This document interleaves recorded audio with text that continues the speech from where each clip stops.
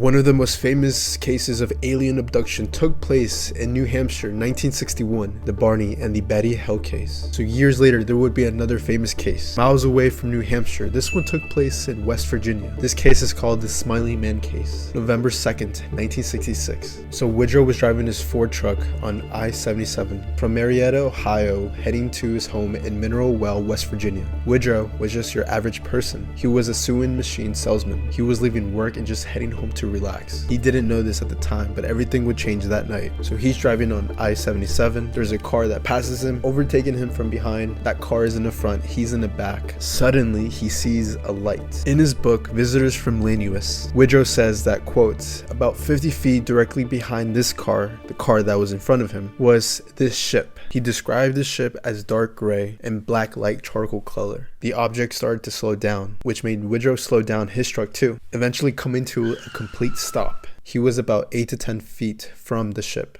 He's on the highway by himself in the middle of the night. This kind of reminds me of that Jeepers Creepers movie, the second one, where the students are stuck in the school bus in the middle of the road and they're trapped and this monster is hunting them, attacking the students one by one. The only way out is to just run out in the field and hope not to get eaten. Poof, a door opens from the ship. He described this figure looking like a man. With the strange man walking in front of my truck, I could see him very plainly in the headlights. His hair was very dark and thick, and it was combed straight back over his head. Just the way how Woodrow describes it sounds like a really handsome guy. I wish I could have that hairstyle, you know, like my hair all the way back with gel.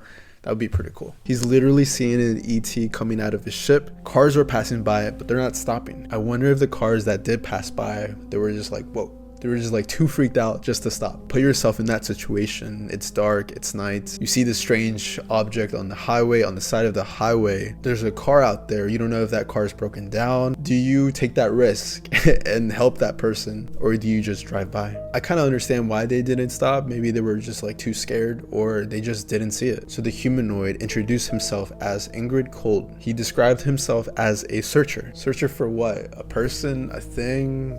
Planet? While I did not seem to utter a sound, he quickly replied, "Nice to meet you, Mr. Derenberger." Derenberger was his last name. This humanoid, this Ingrid Cold, already knew his name. How do you know my name? Are you spying on me? If you're just the average person and a stranger knows your name by heart, yeah, you would be freaked out. I would be freaked out. Other people would have started the truck and just leave, but Woodrow stayed. So Ingrid Cold didn't use his mouth to speak. Everything was through the mind, and during all that communication he had a smile on his face. So if you go on the internet, there's a lot of artwork about this, and that's like one of the things that really intrigued me about this case was just the smiling. It kind of reminded me of Joker from the Batman movie. Before leaving, Ingrid Cold, the humanoid, told Woodrow this: "We eat, we breathe, we sleep, we bleed even as you do. We will see you again." Then off he went to his ship. The doors closed. He heard low fluttered noise when the ship took off. The next day, in an interview on WTAP TV in Parkersburg, West Virginia, the day after the encounter, Woodrow said this: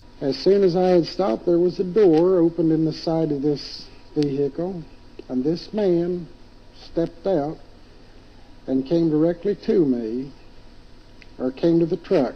He walked to the right-hand side of the truck, and he told me to roll down the window. He asked me to roll down the window on my right-hand side of my truck." As you can imagine, the media went crazy. His story appeared on the Riley Registered newspaper with the headline, "Parkersburg Salesman Speaks with Space." Yeah, they were trying to be clickbaity back then too. There were people who believed him. There were people who thought he was a hoax, that he was lying. There were no fingerprints. There were no photos, no visuals, no video. So at this moment, you can only believe the word of Woodrow. But Woodrow kept talking about his experience. So he published the book, Visitors from Lanus. It's a super detailed story about his experience. I highly recommend it if you love those ET stories. The book didn't make him famous. On the contrary, he was ridiculed.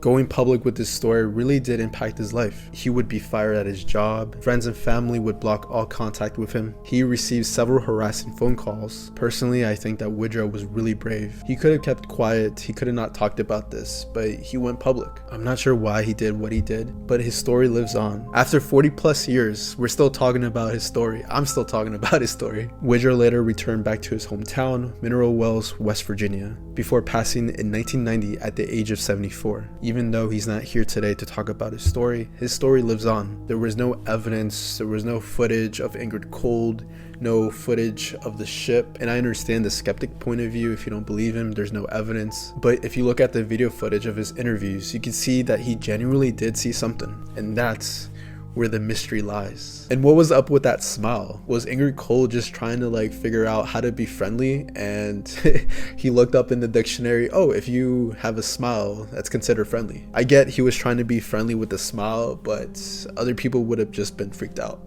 Thank you for watching. Make sure you hit that subscribe and like button. My name is Cosmic Miggy, and I'll see you next time.